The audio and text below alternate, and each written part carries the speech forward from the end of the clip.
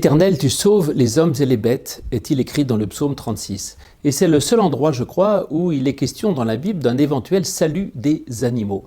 Mais ce n'est pas de n'importe quelle bête, parce que je ne crois pas que Dieu fasse forcément un salut éternel pour les fourmis rouges, pour les rats d'égout ou d'autres animaux sauvages qui sont de l'ordre simplement du monde biologique, comme les herbes ou d'autres choses.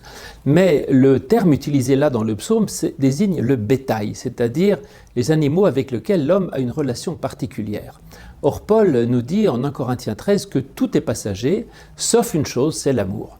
Peut-être donc que les animaux qui ont partagé la vie de l'homme et les animaux qui ont été aimés héritent d'une certaine manière un salut éternel par l'amour qui leur a été porté. Donc voilà, je peux vous rassurer sur vos animaux domestiques. Peut-être effectivement y a-t-il un paradis pour les chiens, les chats ou les chevaux qui ont été aimés et pas forcément pour tous les animaux sauvages dont personne n'a conscience. Mais je ne crois pas que ce soit l'objet du psaume. En effet, juste avant, il est dit une chose terrible. Il est dit « Éternel, ton jugement est comme le grand abîme ».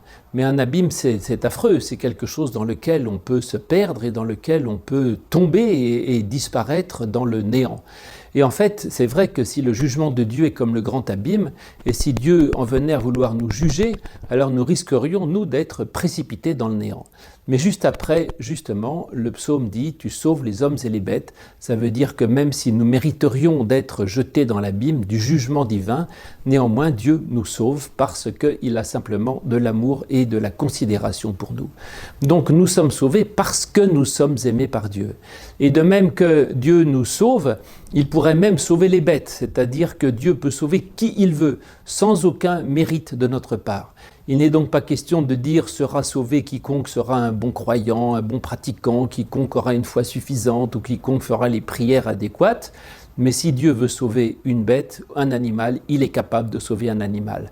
Et donc il est capable de nous sauver nous, parce qu'il a de l'égard pour nous et parce qu'il nous aime nous, chacun de nous, comme l'un de ses enfants.